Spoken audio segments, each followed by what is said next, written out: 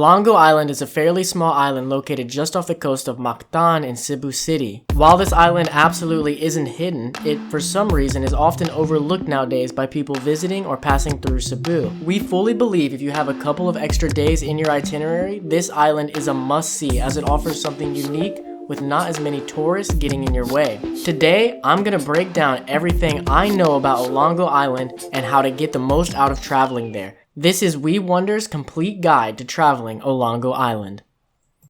The first step is actually getting there. This is super easy and quick. You have two options. Both are located in Punta Engaño on Mactan Island. If you're traveling with a car or a motorbike, you'll want to take a ferry from Hilton Port. It's located right next to Movenpick Resort. Just ask around and they'll point you to it. Tickets only cost 25 pesos per person, 200 pesos for motorbikes, and 700 for cars. The other option for people without vehicles is Angasil Port, which costs 30 pesos per person. Once on the ferry, it only takes about 20 to 30 minutes to arrive on Olango Island. Once you arrive, you'll need a place to stay. There are a few different options, but I personally recommend you stay in San Vicente. The two resorts I know of in that area are Sagastrand Resort and Casablanca by the Sea. There are links to both in the description of this video. Of course, you can also look around for something else online or just show up and go from hotel to hotel looking for what you like. I recommend staying for 2 nights, one for exploring Olango Island itself and one for island hopping. From what we saw, the options for transportation on Olango Island are renting a bike, like a bike, not a motorbike, or taking a tricycle or a hobble. It seems like most people rent bikes as the island is very small. I'm not sure where you actually rent the bike from because we brought a motorbike with us, but I guarantee your hotel will know. From what I've been able to find online, it's very cheap, only around 10 pesos per hour. When it comes to food, Olango Island does disappoint a bit. There aren't many restaurants on the island, most all of them are located in resorts.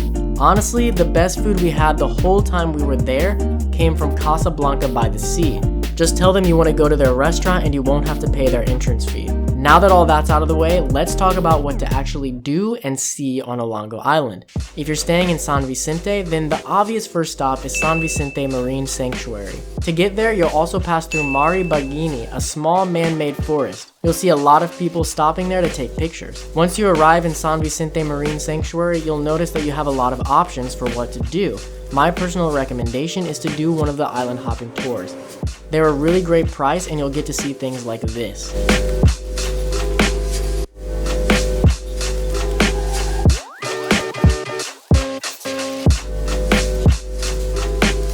The only thing to remember is that you do have to pay an entrance fee at each island when you arrive if you want to go on the islands themselves. But you can also just hang out in the waters around the islands and not pay anything. The prices vary for each island. On top of that, at the end of the tour, they take you back to the waters around the marine sanctuary itself for some truly incredible snorkeling. And on top of that, if you paid for the island hopping, you also get to walk out on the massive half-kilometer long boardwalk for free.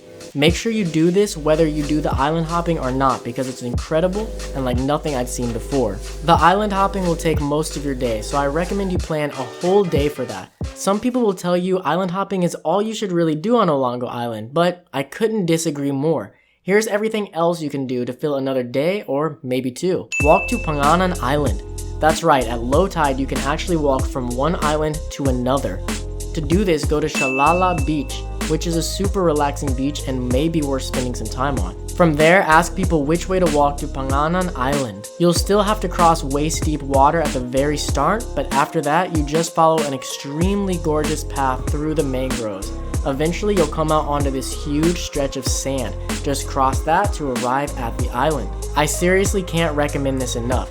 Even if you don't walk all the way to the other island, just going through the mangroves and seeing the stretch of sand is worth it. The other very popular things to do on the island include the Olango Wildlife Sanctuary, which we sadly missed, but from what I've heard, it's very worth visiting to see the birds and the beautiful views. This is also located in San Vicente, so it's very accessible if you stay in that area. They have specific times that are best to see the birds, so you may want to go early and ask what time is best for that day, as you may have to come back later. The Island Eco-Tourism Park and floating restaurants are also very popular when visiting Olango Island.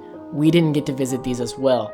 But like I said before, Olango Island is really small and everything is very close together. The ecotourism park is located very close to Shalala Beach, so if you're walking to the other island, you can visit this right after. The other thing I recommend is looking into the other islands that aren't offered in the tour I recommended. These include Gilutongan Island and Nalusuan Island. Just ask around Olango and to your hotels as they can help you set up tours to these other islands. My last bit of advice is to just explore the island more by bike or motorbike if you can.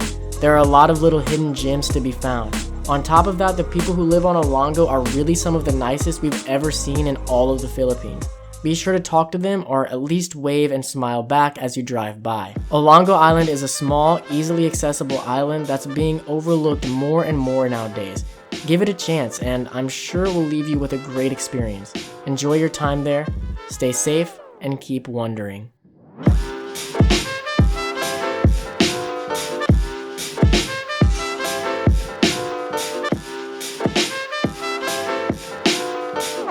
Papa up on the scene,